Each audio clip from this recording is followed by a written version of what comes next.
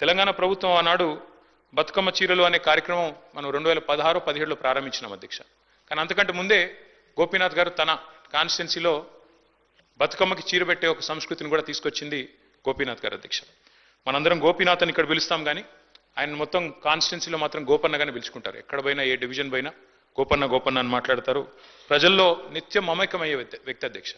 ఒక చిన్న ఎగ్జాంపుల్ నేను మీకు చెప్తాను. రేమత్ నగర్ డివిజన్లో ఎస్పీఆర్ కాలనీ అనుకుంటా, ఎస్పీఆర్ హిల్స్ ఏదో ఉంటుంది అధ్యక్ష అక్కడ పేరు. అక్కడ ఒక 5 ఎకరాల స్థలం ఉండేది అధ్యక్ష. ఒక క్వారీ ఉండేది.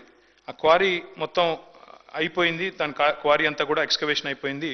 అక్కడ కబ్జా పెట్టడానికి చుట్టూ బస్తీలు అవి ఉన్నాయి. అక్కడ కొంతమంది కబ్జా పెట్టడానికి ప్రయత్నం చేస్తూ ఉన్నారు లోకల్ వాళ్ళు కొంతమంది ఎవరు.